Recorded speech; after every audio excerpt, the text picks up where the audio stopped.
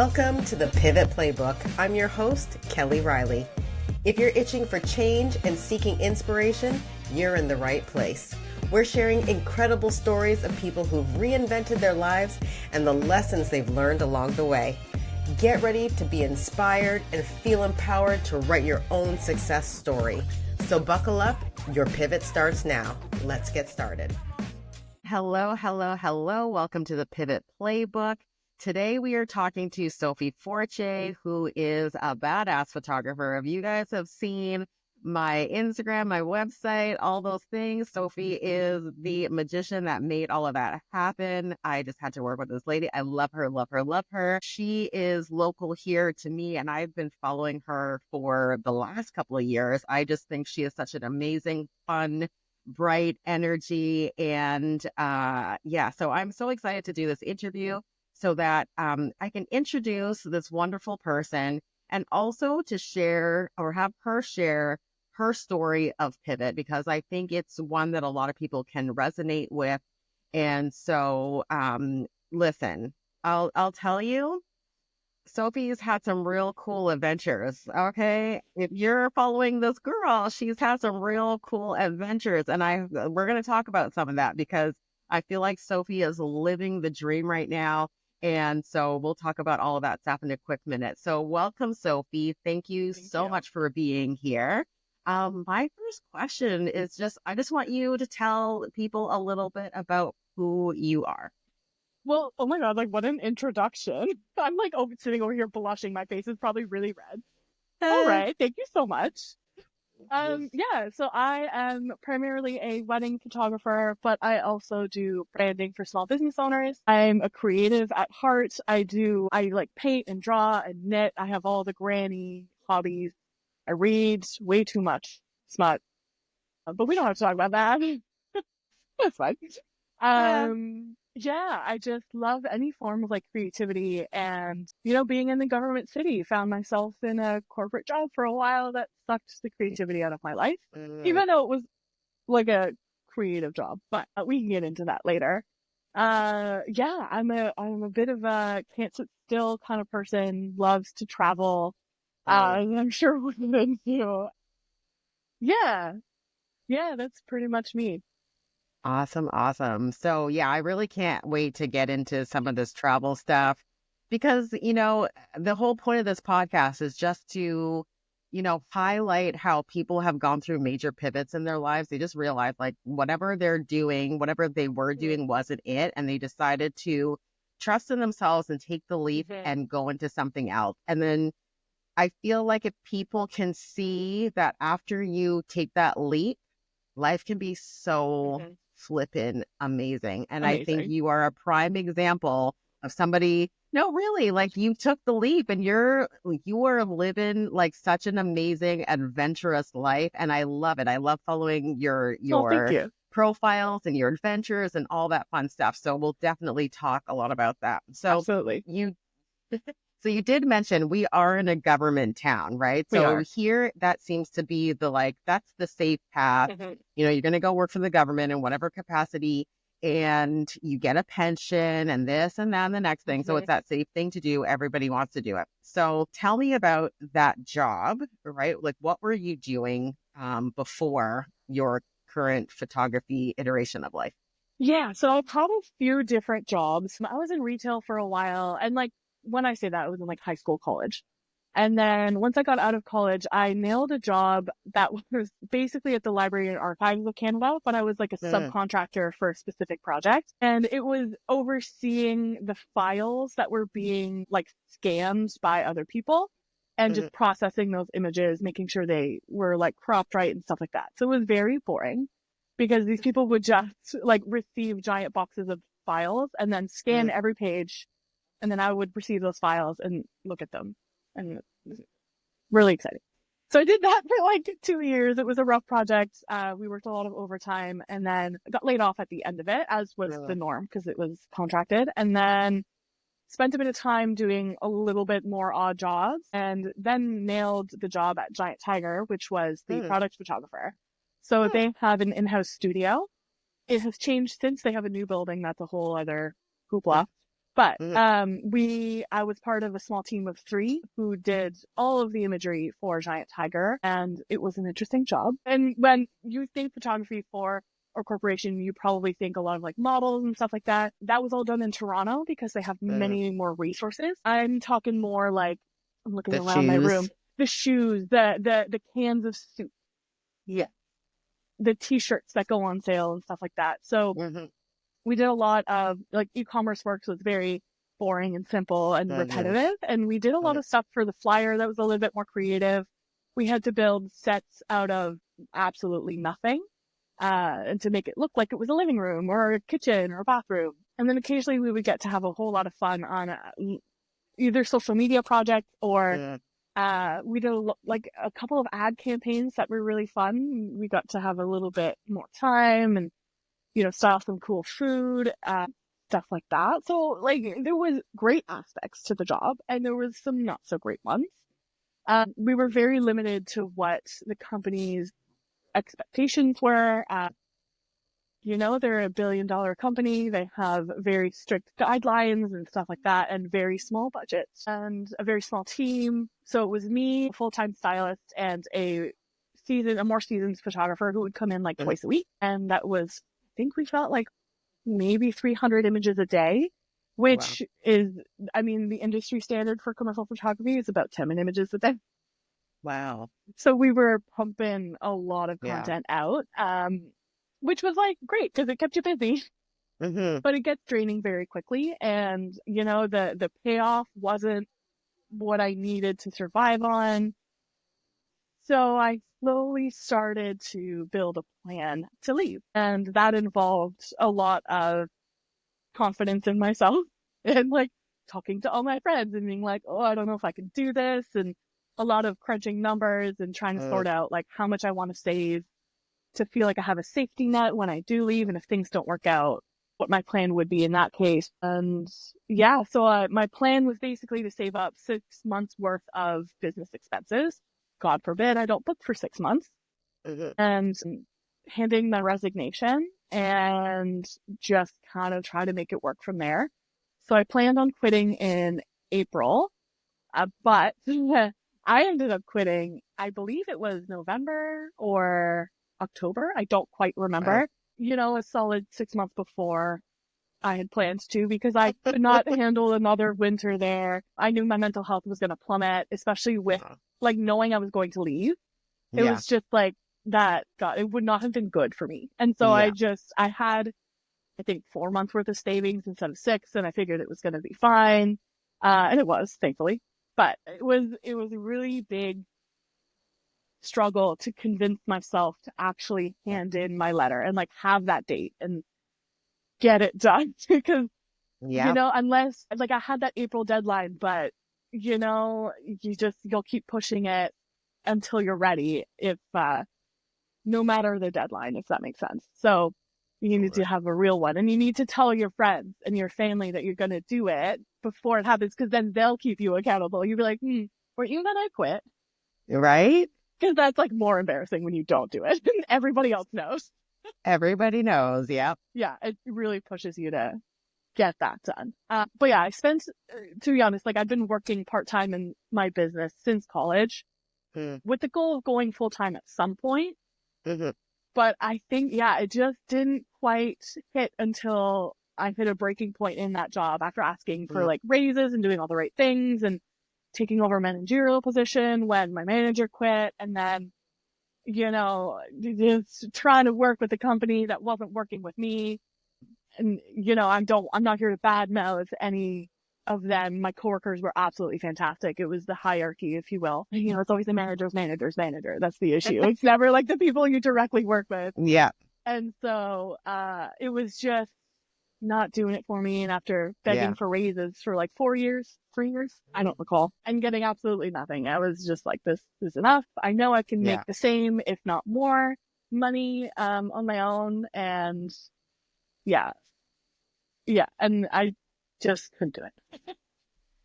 Oh, you answered so many of the questions that no, that's great. It's like you answered Okay. so many of the things that I want to cover, right? Yeah. Because Well, firstly, let me just say, I did not know that you worked for Giant Tiger I because I did. worked for Giant Tiger as a kid for a long time, right? Weird. So Yeah. it was one of the first jobs that I had, and There you go. I worked It's there a until pretty I went to common one. college. Yeah, it's one of the No. few like companies in Ottawa where they have headquarters. Like there's not Yes. many of them. So Yeah. it makes sense. Yeah. All right. So I mean, you touched on a lot of this already, but when you That's were okay. at Giant Tiger, I think that when people are in a job, there's something that's telling them internally, like, this isn't it anymore, right? Yeah. Like, something's happening. This isn't it anymore. And you Yeah. did talk about how, you're asking for raises and all that kind of stuff. And they obviously weren't receptive to that. I guess, what was your thought process in that time, to be like, okay, I cannot continue to do this thing. Yeah. There was a lot of frustration when it came to trying to level up my skills, level up what we could produce, change, get a little bit more creative, a little bit more leeway in the studios. I mean, we were working in what was essentially an old, like, partitioned office, with the, what are they Mhm. called? Cubicles that were like removed. And so if you've never stepped foot in a studio, it probably doesn't mean a whole lot, but, it, it's not a studio. And so it was Right. very difficult to work around those limitations.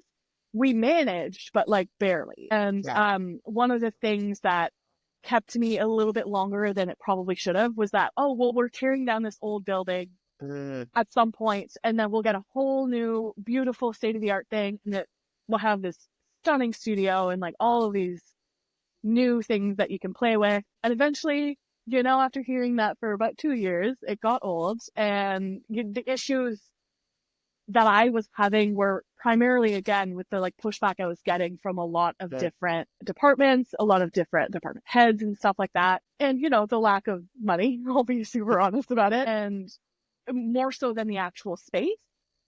And they were unwilling to hear us on that. I'm like, yeah, the new space would be fantastic, but we're managing. And so what I really need you to fix is the core of like the team, the core of, we need an assistant. We need all these things that you're not giving us access to. We need a better system to like receive all the product and then give it back to the samples. And like, we were working with so many departments, but it was Mhm. really messy. Like there was nothing that was streamlined, and they were unwilling to change anything. Again, like, it's really shitty to say, but the money was like a really big deterrent for Mhm. me Mhm. because I was basically on an assistant salary doing a very specialized field, having gone to school for it. Like I went to Algonquin for photography, so I had the commercial experience, the knowledge, all the Mhm. things. Mhm. And then I was working on my like starting salary for 3.5 years, 4 years. And many times, like, trying to show up. Like, I went to seminars about how to ask for raises and stuff like that, how to talk like corporate speak, because that's not something I'd ever been taught before. And so I was doing all the right things, giving the proposals, giving all the statistics, giving like, here I'm meeting my markers, doing the yearly reviews and getting, you know, outstanding, blowing out the expectations and still not getting any kind of raise. Uh, and they were just like, oh yeah, even in the studio, like we'll give you a small raise of like less than $5,000. Like Wow. I was making less than the poverty line at the time. So like, Wow. why would I Mhm. stay? Yeah. So that was like probably the most frustrating thing for me, was just not being able to survive on that money Mhm. and doing something that like I loved the team and like I could get by on the limited creativity I had, but between some of those blocks that I could not push through and the money, I was losing my mind. And Yeah. so Yeah. I could not handle it anymore. Yeah. Especially at the point where I would get home, or like even I'd be working and looking forward to the tasks I had to do for my business. So, I go home, worked a 9 hour day, come home, work another like 6 hours at least on my business. Mhm. And I would look forward to those hours much more than I would waking up and going to the company. Cause like it was fine, but oh my gosh, I was tired. And, I kept trying to be like, well, if I scale down what I'm doing in my business, maybe I'll feel less tired. And I tried Mhm. that and it wasn't any better. So I'm like, no, like at least that's fueling me. And so Right. I was like, that needs to change. Is the other thing that's actually draining me is the thing that I need to adjust. Yeah. So it got really weird when COVID happened. For some reason, like we were deemed was essential workers as a photo studio, even though they were not legally allowed to sell the things we were photographing. I remember there Interesting. was a period of time when you couldn't buy clothing, like you couldn't buy clothing Yeah. in the stores and stuff like that. But we were Yeah. still producing Yeah. flyers and e-commerce and stuff like that. And it was, Interesting. anyway, that's a whole other ballgame. That's a whole thing. Again, Yeah. That's a different COVID, episode. yeah, exactly. COVID like made things worse. It made things a lot faster for me in terms of the decision making, because the way the company handled it was also, again, a different episode, but it was just like wasn't great. And Yeah. so I quit in 2020, late 2020. So in the middle of a pandemic, really. Yeah. Not knowing what the wedding industry was going to look like, or like the photography industry, what kind of things, if events would ever come back at all. I just needed to get out. Yeah. Yeah. And I figured, honestly, my backup plan was, well, go work for Starbucks. God forbid things don't work out. Anything else? Go Yeah. find, like, I've worked the part-time jobs. I've done all the retail. I've done the like working with the public. That was never ideal, but it's better than what I was doing and getting like soul sucking. At least that way I wouldn't be taking my job home. Yeah, exactly. You show up, you do your work, and you leave, and it's the end of the Yeah. day. So that was my logic. And like, God forbid, you can go find work literally elsewhere. It's not a big deal. And so that really helped me as well. I had some friends keep reminding me of that. They're like, you can just find another job, or you could work for the government, because like I'm bilingual, so I have a degree. They don't really care what kind of degree. I could have gotten in somewhere. That having the backup plan in the back of my head was very, very helpful. But I love that. Yeah, I was in a very low place in terms of trying to sort out what I wanted from my life when I made that decision. So, okay, that leads me into my next question, where it's like, you mentioned that, okay, you had a 6-month plan, and then you ended up leaving like 6 months earlier. Yeah. So what was the specific thing? Like, what was the catalyst for leaving at that moment? Okay, so I like to think that I take time to make big decisions, but like my version of a big decision might be very different from someone else's.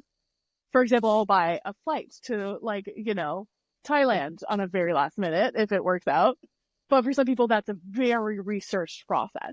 Yeah. So when it came to work, like I wrote down all my numbers. I wrote down what I was making in my business versus even part-time versus what I was making at Giant Tiger. And they were about the same. So I figured if I could do this part-time, full-time, I'd be making more. So already we're better off. And then I had this whole plan laid out, and I think I did it in the spring.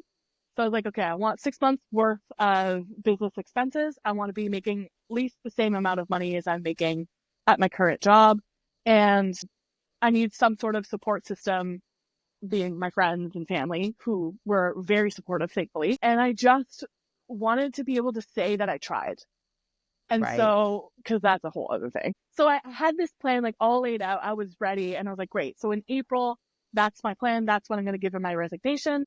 And by the time I hit, again, late fall, I'd experienced enough winters in this company to know that, like, I mean, I get the winter blues. A lot of people do. It's pretty common for us. But it was going to hit different. I could feel that it was not going to be good. We just finished photographing like all of the work that we needed to get done. So I didn't want to leave my coworkers like high and dry completely. So we'd finished all the Christmas stuff because everything gets shot like weeks and weeks in advance. So it was just like such a high pressure time to like get all that stuff done. And as soon as it was done, I was like, oh, I don't want to be here. And so out of nowhere, like my parents didn't know either. I was like, yeah. So I handed in my 3 weeks yesterday, and they were like, what? I thought you were gonna. I was like, no, I couldn't. I just couldn't do it. So as much as I had a plan, no, I didn't. I just walked in one day and couldn't do it anymore. Yeah. I don't remember that there was anything specific that really like triggered it, but it was enough. And I couldn't no longer get that done. I love this because Yeah. I swear the way that you're answering these questions right now is, I feel like you're reading my mind, right? Oh, And you're definitely, like you're getting to the core of really what I want to, I guess, like touch on and bring yeah. out, right? And so this next thing is like, I love that even though you had a plan, and I think anybody who is looking to make a big pivot in their lives, like there's some people who need to Yeah. have Yeah. the 6 month or a year plan. They need to have every last thing planned out or they are not going to make a move. And like, fair Right. enough, because I don't think I would have had I not had some idea or like all the backup plans and all the, okay, I know I can do it at some point. I think it would have been very different had I not had that. Right. Yeah. So yeah, like I totally agree because like when I made my pivot in my business, I had a little bit of a vision, but for me I'm it's just like sure. I just need to know what that next step is, right? If I can Yeah. do that next step and I do this and I know that I'm on a different path, cool. Of course. But the other half of it is that 6 months, prior to what your game plan was, you just listened to your intuition, like, no, done, right? Yeah, that's enough. So, right. And I think that's something that a lot of people will fight. Yeah. Same for me. Intuition, the universe is talking to you in so many dang ways every single day, telling you that what you're doing is not what you're supposed to be doing, where you're not supposed to be. And so we can make all kinds of plans on how we want it to work out. And this is going to be the safest way to do it. But if you listen to your intuition, like sometimes you just got to go now. Right. You just have and to don't do wait. it. Yeah. And it can absolutely be terrifying because you're so not, especially if you are used to being in corporate, like you're going to fight your intuition. You're going to fight writing that really rude email. Just be like, per my last email. Like you're going to fight all of these things that you're just, because you can't. Like I get it. You can't be rude to your coworker. You can't throw water in their face. Like even though you want to, because it sounds like a great time. It's just a bad idea overall, which is fair enough. So I think a lot of us are very taught to like do the safe thing, have the safety net, work, like have that thing you're passionate about be a hobby rather than the thing you do for a living, because maybe you'll hate doing it for a living, which fair enough. Like I get that. There's a lot of my hobbies that I don't want it to turn into a job. But sometimes if you're passionate enough about something to turn it into work, then it makes it worth it. You know, anything you do when it comes to your work, it's just like, well, no, I'm here for a reason. Like, you have to remind yourself of it sometimes, but like it makes sense. But taking that leap, being the person who like makes that decision is terrifying. Yeah. It's terrifying. I get it. Like even just launching my business after college, I was like, oh God, someone wants me to photograph their wedding. No, that's so high pressure. And now I'm like, oh yeah, like not even an issue. Like I do so many of these. I don't question it anymore. But I remember being that terrified, like, 19-year-old, 20-year-old? I don't remember. But like, it was a lot. It's a lot of pressure. And like, whether you're in the service industry, whether you're, providing a product, you're going to want to perfect everything and have it be like just right before you launch, before you do this, before you make this big decision. Your plan has to be just right. The numbers have to be perfect. But like, if it needs to be perfect, you're never going to do it. You're never going to do it. And like, listen, I'm a perfectionist. I get it. Okay. Like it's rough out here, but again, I have to remind myself constantly, like if you need it to be perfect, it's never going to get done. So you may as well just do it and figure it out as you go. 1,000%. Because like, we don't have time. We don't have time for this. It's just like you said, like if we, the whole 1,000%, if we don't just jump sometimes and do the damn thing, it will never be done. And then you just stay stuck in that place that you literally know that you hate and it's sucking the life out of you, right? So just, just go for it. Yeah. So let's now kind of talk about, you've left the job. Yep. You have now jumped into being Sophie Fortier, the wedding photographer. What was that like, making that transition? It was really nice. It was quite liberating because suddenly I had all this time. And time like wasn't a luxury I'd had for for forever, for like a decade. Because even through high school and college, like I always had those jobs. I was always working to try and save up for things. And I mean, for life, let's be honest. So I didn't know what it was like to rest by any means because I was always working and then coming home and working more. And like weekends aren't a thing, as any kind of wedding professional will tell you, they don't exist. So it was fascinating to have some time and be like, oh, I could take up reading again. Oh, I don't have to wake up at like 6 a.m. Like I can have a Yeah. slow morning and Yeah. pace my day however I want to. I can set office hours, or maybe I don't have to, where I can work until 10 p.m. because that's the way I'm feeling that day. Or even like being able, as soon as like the pools and stuff open and my friends, I was like, it's a really nice day today. I don't really want to work. What if you go hang out at your pool? Mm-hmm. And so it was like liberating to be able to make those decisions for once in my life. Whereas before, like I just never had the option.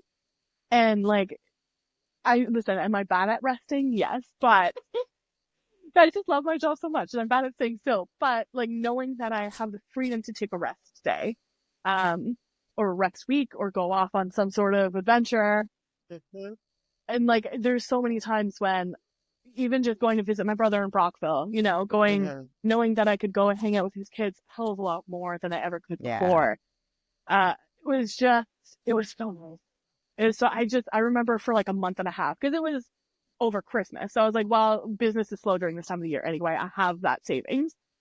Let's just do nothing for a while and like sit down, bunker down, and really look at, my marketing, I believe I like redid the website during all that time with a good friend of mine, and just did so much on the back end of my business instead of like working for my business, if that makes sense. Yeah. Yep. Yeah. Yeah. I So love nice. that, because I think that there's a lot of people in the world right now who are stuck in a job or a business that they know that they're past this. This is the end, but they don't see the next step. They don't see what comes after, right? And this is, to me, the purpose of this whole podcast is to be like, yeah, it's a hard decision to take yourself away from that thing you've been doing for a long time, but this is what's on the other side of making this decision, right? And so I love too that you talked about like you took some time, like you were able to take some time, kind of reset and start planning for what this next version of life is going to look like. Yeah, like that month and however long it ended up being was super helpful, because I got to learn like what times of the day that I'm a little bit more productive. Do I want to take a slow morning, or do I want to start it right off the bat? Like what does a routine look like that makes sense for me? And I'm not good at routine.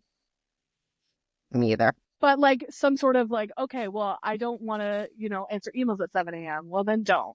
You don't have to. Fun fact. Yeah. So sit down and have a coffee and read a book for an hour, and like you'll be fine. You can answer the emails after that. But learning what makes a work day like that wasn't, up at a shoot work for me was like life changing. So if you're gonna do this in some capacity, I would definitely recommend, if you're able to like have this pivot moment when it's slow. If you have seasons coming and going, do it while it's slow. I know it's really tempted to do it in the middle of busy season because you have income coming in, but you don't have the time to focus on yourself and like on what you want out of your business during those times. You're in survival mode when it's really busy, which is fine, but like save that for when you got it. Make sure you've got that little savings before you make that decision, and then you can like breathe a little bit and learn what works for you. And like, does that involve a lot of movement? Does it involve, going to the gym, seeing your friends, like going to coffee shops versus like building out your home office? Like, what does it look like to make yourself the best version of you before you go into busy season so that you're ready for it? Yeah. So yeah, if you have the opportunity to do it during slow season, I highly recommend. I love that, because I think a lot of people would have said the opposite, right? Like go while it's hot, make all the money you can and jump ship, right? But I love that spin on it, because like you said, you take that slow season, you prep yourself, you prep your business so that you are not figuring out all the things in the high season, right? When the high season hits, you can run. Yeah.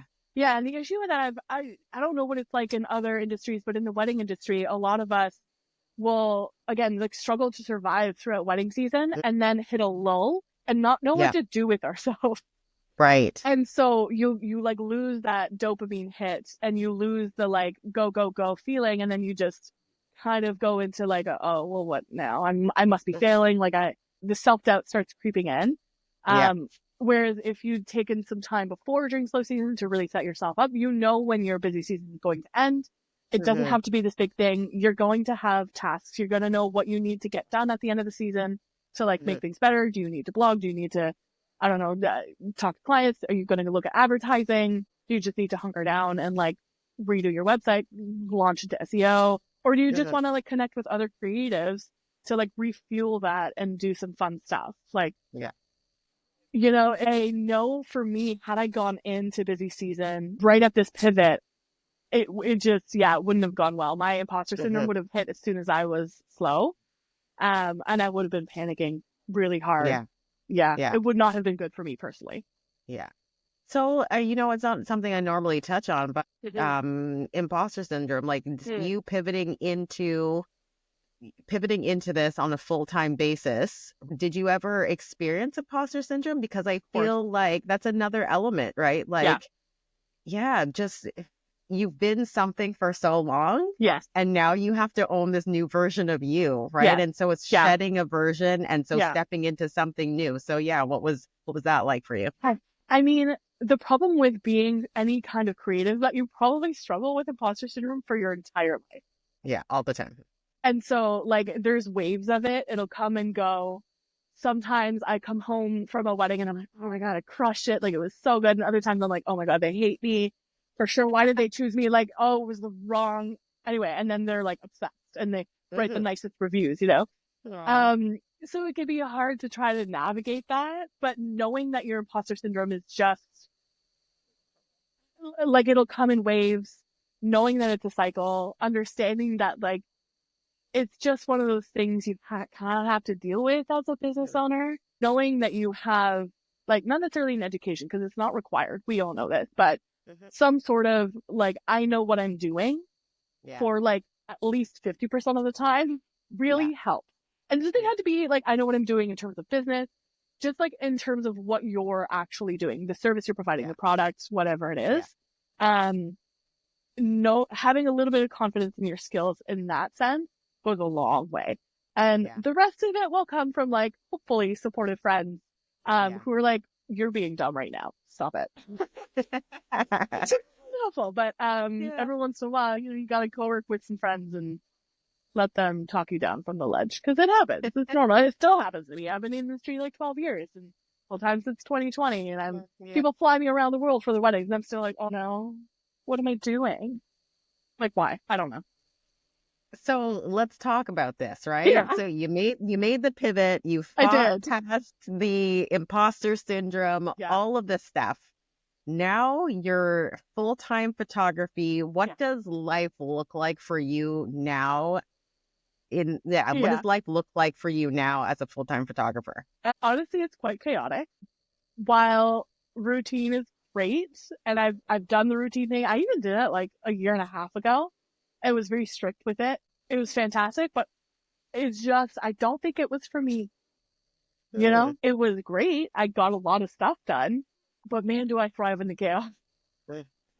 So I'll often photograph, during the busiest portion of the wedding season, I'll photograph 3 weddings a weekend. So we got Friday, Saturday, Sunday. And then I'll spend the week like editing or, you know, blogging, stuff like that. Trying to work a little bit on the back end when I have a minute, and often like meeting other entrepreneur friends for coffee so we can co-work. Change of environment really helps when it comes to my productivity. So we meet at different cafes constantly, or I'll hang out at their house, I'll hang out here, and we'll just try to get some stuff done. And sometimes we get less stuff done than we want to, but that's okay. You know, the illusion you and of it Emma helps. hanging out together doing work. I got it. Yeah. Sometimes it's super, and I'll get like so much stuff done, and then other days I'm like playing with her dogs. You know, I wanted to get this done, but you know, anything that doesn't have a deadline, I don't fight myself too hard on, which is another thing I had to learn. If it doesn't have a deadline, it's okay. Yeah. So my days are really chaotic. I try to incorporate movement as much as I can. Go to the gym because, you know, 3 weddings a weekend is rough on the back and the legs, and you're running around all day dehydrated and not eating very well because you'll have like 1 meal a day on the wedding day. Yeah. And And then there's, jetting off to all kinds of places. So that can get really chaotic. My schedule is often all over the place. My friends are always like, oh, can you make this thing where you go out of the country? I've developed that, reputation, which is great because I love traveling. But it can be tough to navigate in my personal relationships. So thankfully, most of my friends get it and they just kind of accept it, which is great. And I love them to do for it because, oh my God, I couldn't do this without their support. But it can get lonely sometimes. You know what I mean? Because you're constantly working. And I know some friends who don't have a whole lot of connections in their industry or who don't quite have the deep connection that I do with some of my friends. So they can't, just hang out at their houses. They can't, co-work and stuff like that, which can be really isolating. And there's all kinds of what's the word? Events and stuff like that you can join to look for entrepreneurship friends because it really does change everything when you meet people who have similar schedules to you. I have a few friends who work in the government and they're fabulous, but we don't see each other very often because I work weekends and they work weekdays. Right. And most of them are married with children. So how dare they have lives? But I'm just the perpetual single girl. So I don't have to come home to a husband and tend to a child or want to spend time with a family. So I don't want to take that away from them either. So it can be really tough to find days where it works out. But your entrepreneurship friends, I'm yeah, it's the middle of a Tuesday. Let's go to this restaurant. Let's grab lunch and chat what you want to do for the rest of the month. What are your goals? What are the things you want to do? So it's still productive, but I'm still socializing. This is why we like to call it co-working days because we're coworkers, but not. Yeah, so it's a little bit all over the place. Super chaotic. Would you change it though? That's the whole thing. I was talking to somebody the other day and they're I work so many hours. I work more hours now than I did before, but 100%. I love it. Oh my God, yeah. Oh my God, I've never worked more in my life. Would not change it. Wouldn't change it for the world because it fits me better. I have a passion for it. I get to meet the best, coolest people. I get to make friends with a lot of my clients. I get to hang out with people like you. And I just get to do whatever the hell I want, when I want. It's pretty great. It's pretty great. Yes. Yeah. Yeah, I have no complaints. No, honestly. And I love this. This brings me to the next thing. So let's talk about, you're jet setting all over the place, one, because of your career, which is super amazing. I'm going to have two questions wrapped up in here, right? But one, where have you gotten to go? I'm going to say both for business and tie it into the next phase of this, because the other thing that Sophie really loves to do is travel. Okay. I do. What is it? Chasing Gilded Sunsets? Chasing Gilded Skies. Skies. Okay. Yeah, so it's a Instagram profile that she has where it's a lot of her travel adventures, right? So you're having travel adventures now because of work. Yeah. But then it's also opened you up and allowed you to have just travel adventures in general, right? Yeah. So tell us about all of that.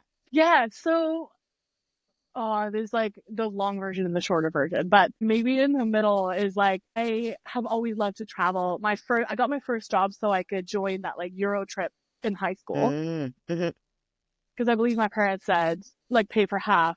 And you can go. And then I did two of them. So I did one in 11th grade to Europe, and then I did one in China in 12th grade. And they were both fabulous. And since then, I've not wanted to stop.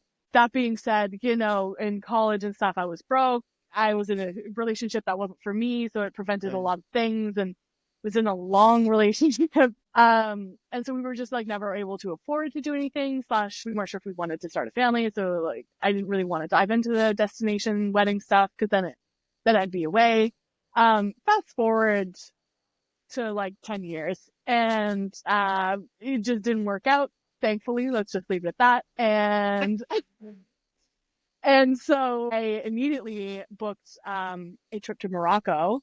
Wow. I had a co-op placement in high school for a photographer, and she is now a travel agent. And so she was hosting this trip to Morocco for about 2 weeks, and it was going to have a little bit of focus on some photography. So I was well, I'm doing that now. Maybe 5 days after we officially broke up, I was nope, this is where I'm spending my money. Thank you so much. And then COVID hit, so it got pushed to 2022. So there was no travel during COVID really. Which was too bad because I lost it on 2 years, but that's fine. And then I feel like you've made up for it. Yeah, and I'm I can't actually complain. And then, um, I had a friend who was getting married in Italy, like 2 weeks after I was going to be home from Morocco. So I'm not going to go to Morocco and come home and go to Italy. So I had a cousin in Spain. So I went to go visit her. And this 2-week trip turned into 2 months, just hanging out in Europe and seeing all these beautiful places, meeting amazing people. And it just never stopped from there. So I've got to go to some like beautiful, amazing places. I mean, Morocco, I absolutely adored. Oh God. And that trip alone, I did Spain, Italy, Croatia, France. And then I came home and everything after that is a little bit jumbled, but like I did a girls trip in Panama because we found really cheap flights very last minute. We were just like, great, we're going to buy these. And didn't Can know we anything about also the talk country. about that rescue that you guys did? I remember that. I was like, how Yeah. random that this Yeah. happened. We were all like so exhausted, a bunch of wedding vendors and a couple of girls who just like love to hang out.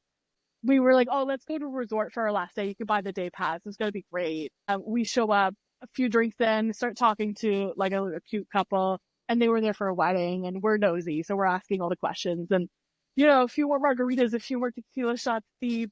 They get a text from the bride saying something about her salon appointment wasn't right, or the salon was closed, or it just wasn't great. And so we all get up and we're like, well, we're wedding professionals. Like, let us help you. And so we show up soaking wet, far too tipsy, and like not great. And we have a hairstylist with us. We have someone who loves to do makeup. We have someone who wanted to get into coordination. And then, of course, I have my gear everywhere I go. So I was like, well, what can we do to help you? And she was from Guelph, so it all worked out. And she was just like so overwhelmed, didn't know what to do. There was no coordinator in sight. Would not personally recommend that resort, but anyway, it worked out. The photographer showed up and he was lovely, but he didn't speak much English. I didn't speak much Spanish, but we got by and he was very nice. Then like let me hang out with him and help, which like he did not have to. He could have just been like, no, I'm here, leave now. But yeah, this couple for some reason trusted 5 pretty tipsy girls to take over their wedding because there was no one else there, and they ended up telling us to stay and have dinner with us and like have us in their thank you speech, and it was beautiful and lovely. And then by the time we got home, it was like 11 p.m. We had a 6 a.m. flight, so we're all still just like, what happened? We had to pack like very poorly, and we're all still, again, we had too many drinks, so we're like still not with it. And by the time we got to the airport, we're just like, I don't know what just happened. Like the last 24 hours were insane. So it all worked out, thankfully. Everyone, it was beautiful. It was a fantastic wedding day. But yeah, it's just one of those moments that was very like, no, you're in the right place in your life. You're in the right field. Like it was very reaffirming in that way. It was like, oh, okay. No, that makes sense. Yeah. I loved seeing that between you and Emma posts of how random it was that they needed all these professionals and you guys were just there. Yeah. Right. I love that. And actually, while you're talking, I was getting like full body chills because like you said, you were just meant to be there. Yeah, 100%. So perfectly in the moment. So perfectly. Right? And I remember like we spoke to the bride who obviously they're typically separated, and the groom, we just showed up for his first look and he was like, who are these people? And we're like, hi, here's my name. This is what's happening today. We're your new team. Yeah. Like nobody else is here. So we're going to take over. Thank you so much. And he was just like, okay. Great. He was surprisingly chill about it, which thank God. But like, it's just, it's a story. You know what I mean? Yeah. Yeah. Yeah. This is fabulous. So, because I'm going to say, listen to your intuition, you recognize that where you were wasn't where you're meant to be. You took the leap, you're now this professional photographer. That you being a photographer full time has allowed you to travel with work, but now also travel just for fun and adventure. Absolutely. Is there anything that you would change about, how this all went down? I mean, yes, but no. Like it all worked out. And I'm sure there was like some hurt relationships in there, especially with the coworkers or like some of the management. There was a bit of drama when it came to my resignation. And none of it was intentional. It just sort of happened. And anyway, and like there's a lot of reactions one way or the other. And like obviously it didn't wish harm on anybody. Sometimes it just sucks to have someone leave. And like I wish I didn't have to hurt anyone, or like it didn't take anyone by surprise the way that it did. But like, I don't know, I am where I am now because of it. So I'm pretty happy about it. I don't think I would change a whole lot, honestly. Right. Yeah. I think No. that's the magic of the whole thing, right? You've Yeah. opened yourself up to a whole new life that you wouldn't have had, and experiences that you wouldn't have had Yeah. had you stayed where you were. And yes, sometimes you Exactly. gotta, I'm going to say hurt, quote unquote, Yeah. you know, other people along the way, but you also had the guts to prioritize yourself. Yeah. Right? Well, it's just, it's one of those things, a lot of my parents' friends, a lot of their, it's terrible to say, but a lot of, you know, after they retire, like 2 years, they get some sort of chronic issue. Their partner passes away. There's all kinds of things that happen. I think like 4 of them have passed away within 5 years of retiring. Wow. And I'm like, I understand the idea of the pension and the safety net and all of that, but you haven't like yourself lived. And that's almost worse to me, because you don't know how long you have. You don't know how long this ride is going to go. Maybe things go bad next year for me in terms of the business. I don't know, but at least I can say I did it. And that's the mentality I have when I'm traveling too. Like, okay, well, this is a bit risky, but like, I did it. It's fine. We're here. Great. I can never say I like regretted not doing something. Yeah. Which is like a big thing for a lot of people. And I know how scary it is, but man, it's so nice to say that. Like, I've never regretted anything in my life, because I didn't let the fear of doing something stop me from doing it. Because like, just do it scared. It's okay. You don't have to know. You can be afraid and do the thing. You don't have to be courageous. You don't have to be the person who like, you know, shows up with a straight face, like ready to do this thing. You can be terrified and ask a million questions and still get it done, rather than look back and be like, oh, I wish I would have, you know, told that person how I felt, or, you know, taken that leap, changed jobs, asked for the raise, done this, jumped on a podcast. You know what I mean? Like, saying yes to opportunities rather than no will get you so much further, and get you out of your comfort zone. Because sometimes to do that.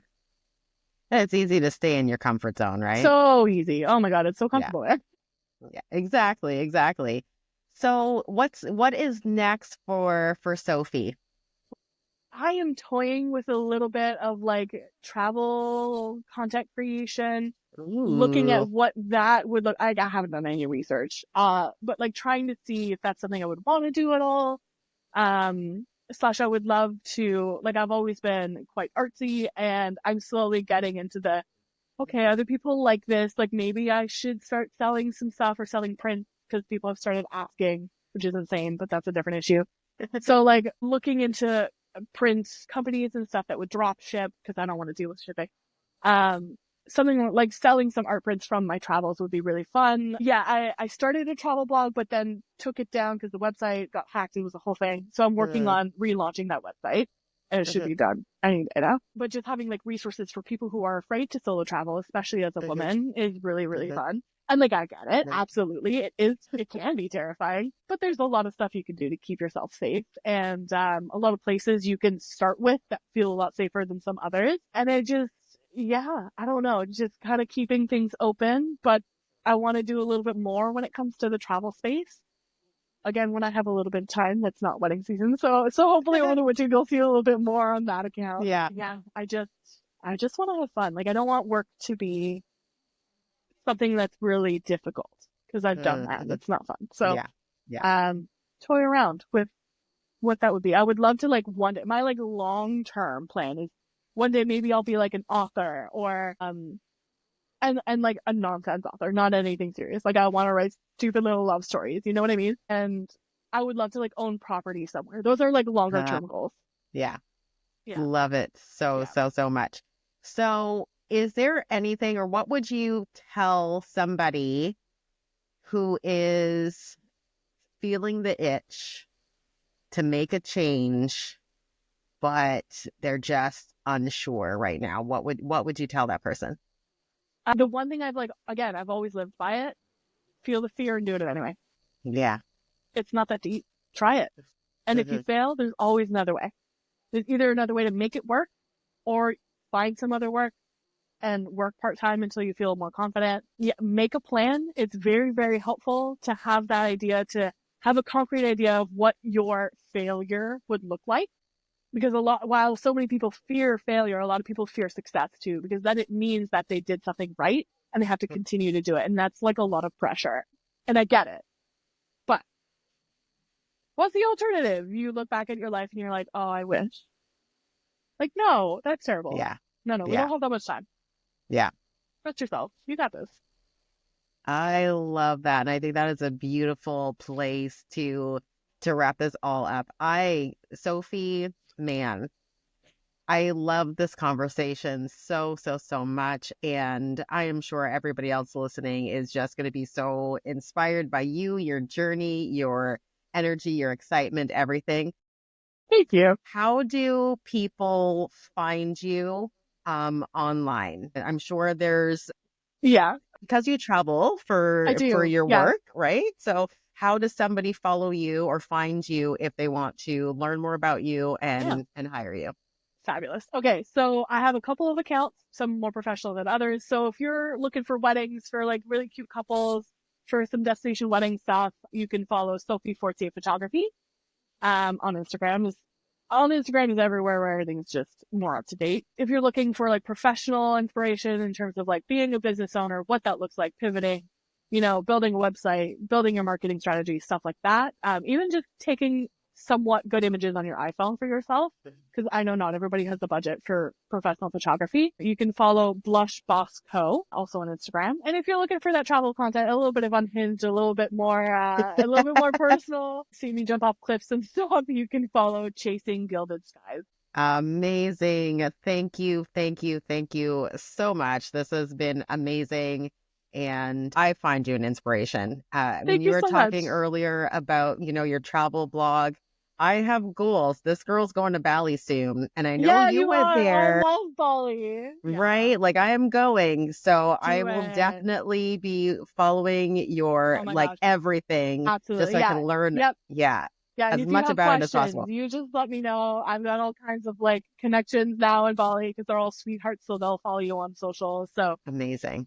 Yeah. Any questions you got? I got you. Amazing. Awesome. Thank you so much for having me. No problem. This has been great. This has been fabulous.